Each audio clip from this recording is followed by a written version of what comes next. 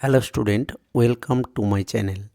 আজকের আমি ক্লাস 12-এর এবছরে 2025 সালের যারা এডুকেশনের পরীক্ষা দিচ্ছ তাদের জন্য একটি গুরুত্বপূর্ণ প্রশ্ন নিয়ে হাজির হয়েছি। তোমরা যারা 2025 সালে উচ্চ মাধ্যমিক পরীক্ষা দেবে ক্লাস 12-এ, তাদের জন্য এডুকেশনে এই প্রশ্নটি অবশ্যই আসবে। প্রশ্নটি ভীষণভাবে গুরুত্বপূর্ণ, তাই এই প্রশ্নটি যদি তোমরা পারো তাহলে আমার ভিডিও থেকে তোমরা বইতে নোট করে নিতে পারো, অথবা এই প্রশ্নটির আলোচনার মাঝে একটি কিউআর কোড দেওয়া থাকবে। যে কিউআর কোডটি স্ক্যান করলে তোমরা আমার টেলিগ্রাম লিঙ্কে জয়েন হয়ে যেতে পারবে। সেই টেলিগ্রাম লিঙ্কে এই নোটটি পিডিএফ আকারে দেওয়া থাকবে, সেখান থেকে তোমরা পিডিএফটা পেয়ে যেতে পারো। এটা সম্পূর্ণ ফ্রিতে। তো শুরু করছি। আজকের আমার আলোচনার বিষয় হলো মাধ্যমিক শিক্ষা সম্পর্কে মুদালিয়ার কমিশনের অর্থাৎ 1952-53 সালের যে মুদালিয়া কমিশন, সেই কমিশনের সুপারিশসমূহ। এখানে কেবলমাত্র মাধ্যমিক শিক্ষার সম্পর্কে মুদালিয়া কমিশন যে সুপারিশ করেছিল সেই বিষয় নিয়েই আলোচনা করা হবে। বিশেষত আমরা মুদালিয়া কমিশনকে মাধ্যমিক শিক্ষা কমিশন নামেই চিনি, তাই মাধ্যমিক শিক্ষার ক্ষেত্রে এই কমিশন কী সুপারিশ করেছিল সেটা নিয়েই আজকের আলোচনা হবে। তো এখানে বলছে, স্বাধীন ভারতের প্রথম শিক্ষা কমিশন বিশ্ববিদ্যালয় ও কলেজের শিক্ষা ব্যবস্থার পুনর্গঠনের জন্য গঠিত হলেও উচ্চশিক্ষার ত্রুটি বিচ্যুতি, এখানে ত্রুটি বানানটি ভুল আছে, ত্রুটি বিচ্যুতি নিয়ে আলোচনাকালে স্বাভাবিকভাবে মাধ্যমিক শিক্ষা সম্পর্কে আলোচনা করে।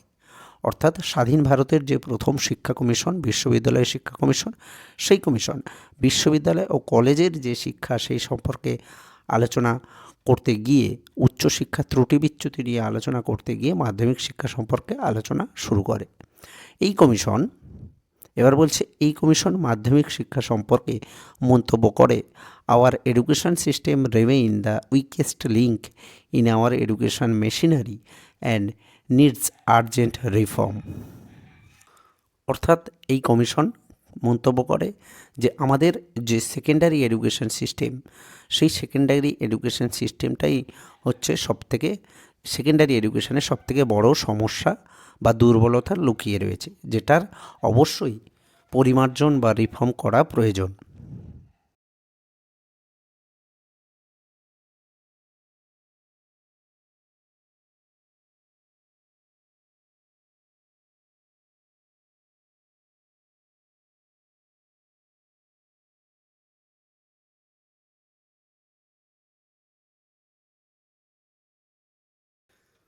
প্রাথমিক শিক্ষা ও উচ্চশিক্ষার সঙ্গে যোগসূত্র বজায় রেখে একটি স্বয়ংসম্পূর্ণ শিক্ষা ব্যবস্থা গড়ে তোলাই মাধ্যমিক শিক্ষার প্রধান লক্ষ্য। তাহলে কি বলছে, যে প্রাথমিক শিক্ষা ও উচ্চশিক্ষার সঙ্গে যোগসূত্র বজায় রেখে একটি স্বয়ংসম্পূর্ণ শিক্ষা ব্যবস্থা গড়ে তোলাই মাধ্যমিক শিক্ষার প্রধান লক্ষ্য। শিক্ষার্থীদের চরিত্র গঠন ও ব্যক্তিত্বের বিকাশের সঙ্গে সঙ্গে ভবিষ্যৎ জীবনকে সংগ্রামের উপযোগী করে তুলতে হবে। এই লক্ষ্যকে কেন্দ্র করে ভারত সরকারের শিক্ষা বিষয়ক উপদেষ্টা ডক্টর তারাচাঁদের নেতৃত্বে একটি মাধ্যমিক শিক্ষা কমিটি 1948-49 খ্রিস্টাব্দে গঠিত হয়। তাহলে এই যে লক্ষ্য, এই লক্ষ্যকে কেন্দ্র করে ডক্টর তারাচাঁদের নেতৃত্বে 1948-49 খ্রিস্টাব্দে একটি মাধ্যমিক শিক্ষা কমিটি গঠিত হয়। এই কমিটি শিক্ষাক্ষেত্রে বিভিন্ন সুপারিশ করেছিল। পরবর্তীকালে কেন্দ্রীয় শিক্ষা উপদেষ্টা বোর্ড CABE অর্থাৎ central advisory board of education 1951 খ্রিস্টাব্দে মাধ্যমিক শিক্ষা সম্পর্কে ব্যাপক অনুসন্ধান করে দেখার জন্য একটি কমিশন গঠনের ব্যবস্থা করে। তাহলে পরবর্তীকালে কেন্দ্রীয় শিক্ষা উপদেষ্টা বোর্ড CABE 1951 খ্রিস্টাব্দে মাধ্যমিক শিক্ষা সম্পর্কে ব্যাপক অনুসন্ধান করে দেখার জন্য একটি কমিশন গঠনের ব্যবস্থা করে। তারপর বলছে, 1952 খ্রিস্টাব্দে ভারত সরকার মাধ্যমিক শিক্ষার উন্নতি বিধানের জন্য একটি কমিটি গঠনের নির্দেশ দেয়। তাহলে 1952 খ্রিস্টাব্দে মাধ্যমিক শিক্ষার উন্নতির জন্য ভারত সরকার একটি কমিটি গঠনের নির্দেশ দেয়। এখানে ন্যায় আছে, এটা হবে দেয়।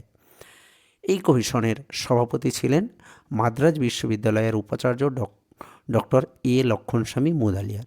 তাহলে এই যে 1952 খ্রিস্টাব্দে ভারত সরকার মাধ্যমিক শিক্ষার উন্নতির জন্য যে কমিটি কমিশন গঠনের নির্দেশ দেয়, এটা কমিটি নয়, কমিশন গঠনের নির্দেশ দেয়, সেই কমিশনের নামই হলো মুদালিয়ার কমিশন, যার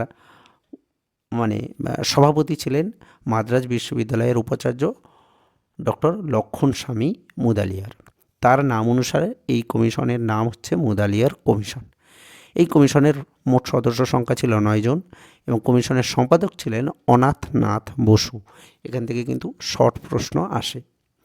1953 খ্রিস্টাব্দে ভারতের মাধ্যমিক শিক্ষার সমস্ত দিক বিবেচনা করে এই কমিশন শিক্ষাক্ষেত্রে বিভিন্ন সুপারিশ করে। এই সুপারিশগুলি নিম্নে আলোচিত হলো।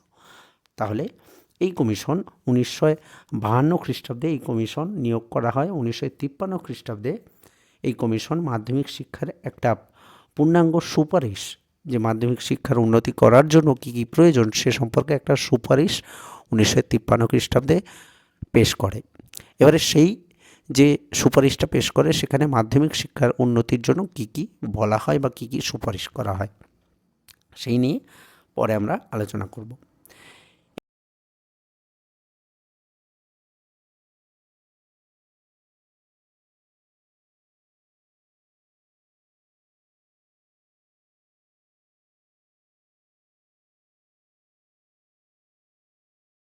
এবার এখানে বলছে শিক্ষার লক্ষ্য ও উদ্দেশ্য, অর্থাৎ মাধ্যমিক শিক্ষার লক্ষ্য এবং উদ্দেশ্য কী হওয়া উচিত বা কী হবে সে সম্পর্কে কী সুপারিশ করে কমিশন। 1 নম্বর বলছে সুযোগ্য নাগরিক সৃষ্টি। ভারত একটি গণতান্ত্রিক দেশ, আর এই গণতান্ত্রিক দেশে সুযোগ্য নাগরিক সৃষ্টি করাই হবে শিক্ষার মূল লক্ষ্য। তাহলে ভারতবর্ষ আমরা জানি একটি গণতান্ত্রিক দেশ, এই দেশে সুযোগ্য নাগরিক তৈরি করতে হবে এবং সেটাই হবে মাধ্যমিক শিক্ষার মূল লক্ষ্য। শিক্ষার মাধ্যমে শিক্ষার্থীরা যাতে একজন কর্তব্যপরায়ণ ব্যক্তিতে পরিণত হতে পারে সেদিকে লক্ষ্য রাখতে হবে। এবার দ্বিতীয়ত কি বলছে, জাতীয় সম্পদ সৃষ্টি। দরিদ্র পীড়িত এই দেশের সমৃদ্ধির জন্য জাতীয় সম্পদ বৃদ্ধি ও জীবনের মান উন্নয়নের গুরুদায়িত্ব শিক্ষার্থীদের গ্রহণ করতে হবে। অর্থাৎ এই যে দেশ, আমাদের দেশ ভারতবর্ষের উন্নতির জন্য জাতীয় সম্পদ সৃষ্টি করতে হবে এবং তার দায়িত্ব মাধ্যমিক স্তরের শিক্ষার্থীদের নিতে হবে। তারপর তৃতীয়ত কি বলছে, যে নেতৃত্ব দানের যোগ্যতা। কমিশন মনে করে আমাদের দেশে সর্বভারতীয় অনেক নেতা আছে, কিন্তু মধ্যবর্তী স্তরে নেতৃত্ব দেওয়ার উপযুক্ত লোকের অভাব। তাই শিক্ষার্থীকে এমনভাবে তৈরি করতে হবে যাতে তারা পরবর্তী সময়ে সমাজ তথা দেশকে নেতৃত্ব দিয়ে সুপথে পরিচালিত করতে পারে। অর্থাৎ কমিশন মনে করছে যে উচ্চ স্তরে, কেন্দ্রীয় স্তরে অনেক নেতা আছে, কিন্তু নিম্ন স্তরে সঠিক বা মধ্যবর্তী স্তরে সঠিক নেতৃত্ব দেওয়ার লোক নেই। সেই জন্য মাধ্যমিক স্তরের ছেলে মেয়েদেরকে এমনভাবে শিক্ষা দিতে হবে যাতে এই স্তরে নেতৃত্ব দেওয়ার মতো সুযোগ্য নাগরিক তৈরি হয়। তারপর কি বলছে, অর্থনৈতিক সমৃদ্ধি। দেশের অর্থনৈতিক সমৃদ্ধির জন্য শিক্ষার্থীদের অর্থনৈতিক সমৃদ্ধির উপর গুরুত্ব দেওয়া প্রয়োজন, কারণ অর্থনৈতিক সমৃদ্ধি না করলে দেশ কিন্তু উন্নত হবে না। আর সেজন্য শিক্ষার্থীদেরকে কী করতে হবে, বৃত্তি শিক্ষা দিতে হবে যাতে তারা সঠিক বৃত্তি অর্জন করে অর্থ উপার্জন করে এবং সেই অর্থ দেশের উন্নতিতে কাজে লাগে। তারপর কি বলছে, বয়ঃসন্ধিকালের চাহিদা। আমরা জানি প্রত্যেকটা শিক্ষার্থী বা প্রত্যেকটা শিশুর এই যে মাধ্যমিক স্তরটা হচ্ছে বয়ঃসন্ধিকাল, এই স্তরে বিভিন্ন রকম সমস্যা চাহিদা সৃষ্টি হয় প্রত্যেকটা শিশুর মধ্যে। সেই সমস্যা চাহিদাগুলো সঠিকভাবে পূরণ করা এবং সমস্যার সমাধান করাই হবে মাধ্যমিক শিক্ষার মূল লক্ষ্য। তারপরে কি বলছে, যে ধর্মনিরপেক্ষতার মনোভাব। ভারতবর্ষ একটি ধর্মনিরপেক্ষ দেশ যেখানে বিভিন্ন ধর্মের মানুষ বসবাস করে। তো এইরকম একটি দেশে সুস্থভাবে একত্রে বসবাসের জন্য ধর্মনিরপেক্ষতার মনোভাব শিক্ষার্থীদের মধ্যে গড়ে তুলতে হবে এবং মাধ্যমিক শিক্ষার লক্ষ্য সেটাই হবে। তারপরে কি বলছে, বাস্তব অভিজ্ঞতা সৃষ্টি। এখানে বলছে এই স্তরে এমন এক শিক্ষা ব্যবস্থা করতে হবে যাতে শিক্ষার্থীরা সমস্যা সমাধানের মাধ্যমে বাস্তব অভিজ্ঞতা অর্জন করতে পারে, অর্থাৎ প্র্যাকটিক্যাল অ্যাপ্লিকেশনের মাধ্যমে শিক্ষার্থীরা শিখবে। তারপর লাস্ট যে উদ্দেশ্যের কথা বলছে, যে নিরক্ষরতা ও কুসংস্কার মুক্ত সমাজ। আমাদের দেশে প্রচুর মানুষ আছে যারা কি কুসংস্কারাচ্ছন্ন, নিরক্ষর। তাই মাধ্যমিক শিক্ষার লক্ষ্য হবে এই কুসংস্কারাচ্ছন্ন যে সমাজ, সেই সমাজকে সরিয়ে দিয়ে একটি সুস্থ, স্বাভাবিক, স্বাক্ষর, কুসংস্কারমুক্ত সমাজ গড়ে তোলা, মাধ্যমিক শিক্ষার্থীদেরকে সেইভাবে শিক্ষিত করতে হবে। এছাড়াও আরও বেশ কিছু উদ্দেশ্য ও লক্ষ্য আছে, এখানে কয়েকটি উদ্দেশ্য ও লক্ষ্যকে আলোচনা করা হয়েছে। তো এই হলো মুদালিয়া কমিশনের মাধ্যমিক শিক্ষার সম্পর্কে, মানে মাধ্যমিক শিক্ষার লক্ষ্য এবং উদ্দেশ্য সম্পর্কে এই কথাগুলি মুদালিয়া কমিশন বলেছে। এইবার মাধ্যমিক শিক্ষার কাঠামো, অর্থাৎ শিক্ষার কাঠামো কেমন হবে। এখানে বলছে মাধ্যমিক স্তরে থাকবে দুটি ভাগ, একটি হলো নিম্ন মাধ্যমিক, অপরটি হলো উচ্চ মাধ্যমিক। অর্থাৎ মাধ্যমিক স্তরটাকে দুটো ভাগে ভাগ করেছেন, একটি হলো নিম্ন মাধ্যমিক, অপরটি উচ্চ মাধ্যমিক। এবার কি বলছে, মাধ্যমিক স্তর হবে 3 বছরের, উচ্চ মাধ্যমিক স্তর হবে 4 বছরের। বোঝা গেল। এবারে বলছে কমিশন তৎকালীন 2 বছরের ইন্টারমিডিয়েট স্তরকে তুলে দিয়ে ওই স্তরের 1 বছরকে মাধ্যমিক স্তরের সঙ্গে যুক্ত করার কথা বলছে, এবং ইন্টারমিডিয়েট স্তরের যে বাকি 1 বছর, সেই বাকি 1 বছর ডিগ্রি কোর্সের সঙ্গে জুড়ে দিয়ে ডিগ্রি কোর্সকে 3 বছর করার কথা মুদালিয়া কমিশন বলেছে। তারপর কি বলছে, 10ম শ্রেণীর বিদ্যালয় থেকে যে সমস্ত শিক্ষার্থীরা শিক্ষা শেষ করবে তারা অতিরিক্ত 1 বছরের প্রাক বিদ্যালয়ে কোর্স শেষ করে তবে ডিগ্রি কোর্সে ভর্তি হতে পারবে। এটা ডিগ্রি করছে না, ডিগ্রি কোর্সে ভর্তি হতে পারবে। অর্থাৎ 10ম শ্রেণী বিদ্যালয়ে যে সমস্ত শিক্ষার্থীরা শেষ করবে তারা অতিরিক্ত 1 বছরের কি করবে, প্রাক বিশ্ববিদ্যালয় স্তর, এটি পড়াশোনা করে তবে তারা ডিগ্রি কোর্সে ভর্তি হতে পারবে। তারপর কি বলছে, কমিশন বহুমুখী বিদ্যালয়, আমরা শর্ট প্রশ্ন আসে, বহুমুখী বিদ্যালয় স্থাপনের কথা কোন কমিশন বলে, মুদালিয়া কমিশন। কারিগরি বিদ্যালয় স্থাপন করার কথা বলে।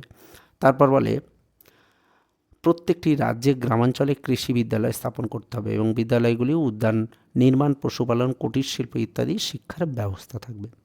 তারপর বলছে কিছু আবাসিক বিদ্যালয় গড়ে তুলতে হবে, কাদের জন্য, যে সমস্ত ছেলেমেয়েদের মা বাবা প্রত্যেকেই বিভিন্ন কাজের সঙ্গে যুক্ত তাদের জন্য আবাসিক বিদ্যালয়। শারীরিক ও মানসিক প্রতিবন্ধীদের জন্য উপযুক্ত বিদ্যালয় স্থাপন করতে হবে, মেয়েদের জন্য পৃথক বিদ্যালয় এবং পৃথক উপযুক্ত পাঠ্য বিষয় পড়ানোর ব্যবস্থা করতে হবে এবং ছেলেমেয়েরা যাতে সমভাবে শিক্ষালাভ করতে পারে সেদিকে লক্ষ্য রাখতে হবে। এছাড়া কমিশন কি বলছে, যে কমিশন আরও বলে বাস্তবের সঙ্গে সঙ্গতি রেখে পাবলিক স্কুল তৈরি করতে হবে। এটি মুদালিয়া কমিশনের আরও একটি রেকমেন্ডেশন, পাবলিক স্কুল তৈরি করতে হবে। তারপর শেষে বলছে মুদালিয়া কমিশনের সুপারিশ অনুযায়ী মাধ্যমিক শিক্ষা স্থায়িত্বকাল হবে 7 বছর, অর্থাৎ 11 থেকে 17 বছর পর্যন্ত হবে মাধ্যমিক শিক্ষার স্থায়িত্বকাল। এই হলো মাধ্যমিক শিক্ষার কাঠামো। এইবারে মাধ্যমিক শিক্ষার পাঠ্যক্রম সম্পর্কে কমিশন কি বলছে। এখানে বলছে মুদালিয়ার কমিশন মাধ্যমিক শিক্ষা স্তরে যে সমস্ত পাঠ্যক্রমের সুপারিশ করে সেগুলি হলো, প্রথম বলছে নিম্ন মাধ্যমিক স্তর। একটু আগেই বললাম যে মাধ্যমিক শিক্ষাটাকে দুটো ভাগে ভাগ করেছে, একটি নিম্ন মাধ্যমিক, একটি উচ্চ মাধ্যমিক। এবারে নিম্ন মাধ্যমিক স্তরে বলছে যে বিষয়গুলো পড়ানো হবে সেগুলো হলো ভাষা, সামাজিক শিক্ষা, সাধারণ বিজ্ঞান, গণিত, হাতের কাজ, শিল্প, শারীরিক শিক্ষা, কলা ও সঙ্গীত। এই সমস্ত বিষয়গুলো নিম্ন মাধ্যমিক স্তরে থাকবে।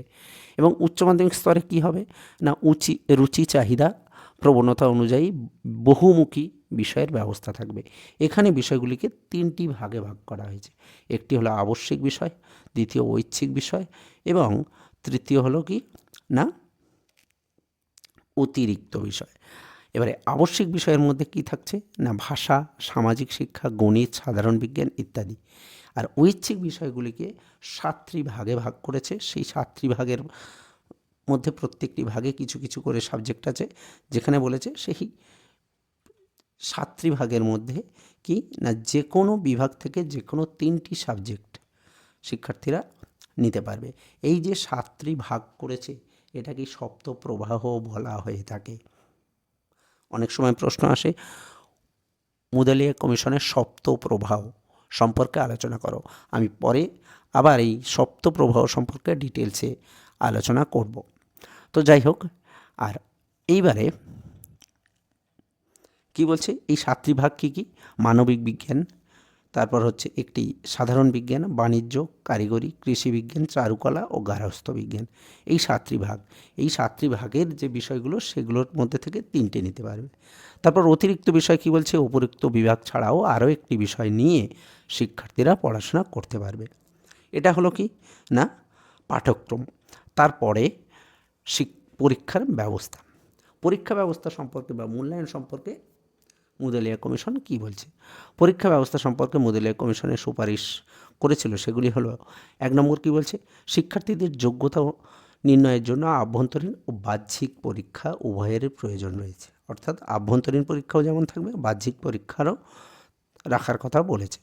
তারপর বলছে নৈর্ব্যক্তিক করার জন্য, পরীক্ষাকে নৈর্ব্যক্তিক করার জন্য রচনামূলক যে পরীক্ষা বা প্রশ্ন তার জায়গায় নৈর্ব্যক্তিক অভিক্ষার কথা বলে। অর্থাৎ রচনামূলক প্রশ্ন বা পরীক্ষার জায়গায় নৈর্ব্যক্তিক পরীক্ষার কথা বলে। তৃতীয়ত, কমিশন প্রশ্নপত্রে এমনভাবে তৈরি করতে হবে যাতে পরীক্ষার্থীর প্রকৃত জ্ঞান পরিমাপ করা সম্ভব হয়। তারপর চতুর্থত বলছে, কমিশন মনে করে শিক্ষার্থীর বিদ্যালয়ের জীবনের ঘটনা লিপিবদ্ধ করার জন্য সর্বাত্মক পরিচয়পত্র প্রদান করা দরকার। সর্বাত্মক পরিচয়পত্র, কিউমুলেটিভ রেকর্ড কার্ড, CRC। এটা শর্ট প্রশ্ন আসে যে কিউমুলেটিভ রেকর্ড কার্ডের কথা কোন কমিশন বলে, এটি হবে মুদালিয়ার কমিশন। তারপর কি বলছে, মাধ্যমিক স্তরের শিক্ষার ক্ষেত্রে বহির্পরীক্ষার কথা বলে মাধ্যমিক স্তরের শেষে। তারপর কি বলছে, পরীক্ষা নম্বরের পরিবর্তে গ্রেড পদ্ধতি, এটাও প্রশ্ন আসে যে গ্রেড পদ্ধতির কথা প্রথম কোন কমিশন বলে, মুদালিয়ার কমিশন। তারপরে বলছে, কমিশন মনে করে শিক্ষার্থীর যোগ্য নির্ণয়ের জন্য শেষ পরীক্ষার ফলাফলের সঙ্গে টেস্ট পরীক্ষার ফলাফল যুক্ত করতে হবে। এটা কমিশনের আরেকটি বক্তব্য। তারপর শেষে মূল্যায়ন সম্পর্কে বা পরীক্ষা ব্যবস্থা সম্পর্কে কী সুপারিশ করে, যে সরকারি পরীক্ষায় কম্পার্টমেন্টাল পরীক্ষার প্রবর্তন করা দরকার। অর্থাৎ ফেল করলে আবার কম্পার্টমেন্টাল পরীক্ষা দিতে পারবে, অর্থাৎ যে বিষয় ফেল করবে সেই বিষয়ে আবার পরীক্ষা দেওয়ার সুযোগ পাবে। এই ছিল মুদালিয়া কমিশনের পরীক্ষা ব্যবস্থা সম্পর্কে সুপারিশ। এবার শেষে কী বলা হচ্ছে, যাই হোক 1952-53 খ্রিস্টাব্দের মুদালিয়া কমিশন মাধ্যমিক শিক্ষার ক্ষেত্রে যে সমস্ত সুপারিশ নিয়ে এসেছিল সেগুলি মাধ্যমিক শিক্ষার ক্ষেত্রে ভীষণভাবে গুরুত্বপূর্ণ। তবে এই সমস্ত সুপারিশ অনুযায়ী সম্পূর্ণভাবে শিক্ষা ব্যবস্থার পরিমার্জন করা সম্ভব হয়নি। আজ অবধি কোনো শিক্ষা ব্যবস্থা বা কোনো সময়ই বিভিন্ন কমিশন যা যা রেকমেন্ডেশন দিয়ে গেছে সেই অনুযায়ী শিক্ষা ব্যবস্থাকে পরিমার্জন করা সম্ভব হয়নি। ঠিক অনুরূপভাবে মুদালিয়া কমিশনের ক্ষেত্রেও একই। তবে এই সমস্ত সুপারিশ অনুযায়ী সম্পূর্ণভাবে সুপারিশ করা সম্ভব হয়নি, কিন্তু এই সুপারিশ পরবর্তী ক্ষেত্রে 1964-66 খ্রিস্টাব্দের কোঠারি কমিশনের সুপারিশকে যথার্থ রূপ দিতে সাহায্য করে। অর্থাৎ এই যে কমিশন সুপারিশ করে গেছিল, এই সুপারিশ পরবর্তী সময়ে 1964-66 খ্রিস্টাব্দের যে কোঠারি কমিশন, সেই কমিশনের সুপারিশগুলো করতে বা সেই কমিশনে বিভিন্ন আলাপ আলোচনা করতে এই কমিশনের রিপোর্টটি ভীষণভাবে সাহায্য করে। তাই বলা হয় মাধ্যমিক শিক্ষার ক্ষেত্রে মুদালিয়া কমিশনের সুপারিশ ভীষণভাবে গুরুত্বপূর্ণ। তো এই প্রশ্নটি ভীষণভাবে গুরুত্বপূর্ণ। প্রশ্নটি 2025 সালে যারা উচ্চ মাধ্যমিক পরীক্ষা দেবে এডুকেশনের প্রশ্নে এই প্রশ্নটি আসবে। তো প্রশ্নটি চাইলে তোমরা এখান থেকে নোট করে নিতে পারো অথবা PDF আমার টেলিগ্রাম গ্রুপ থেকে পেয়ে যাবে। তো আজকের আর বেশি কথা বাড়াচ্ছি না, আজ এ পর্যন্তই। দেখা হবে আবার পরের ভিডিওতে। আমি এর পরে কোনো এক সময় সপ্ত প্রবাহ নিয়ে আলোচনা করব, মুদালিয়া কমিশনের সপ্ত প্রবাহ। এই যে একটু আগে বললাম যে 7টি বিষয়, সেই 7টি বিষয়কে সপ্ত প্রবাহ বলা হয়, বিষয়ের 7টি বিভাগকে। তো সেটা নিয়ে পরে আলোচনা করব। তো আজ এ পর্যন্তই, দেখা হবে আবার পরের ভিডিওতে। ধন্যবাদ।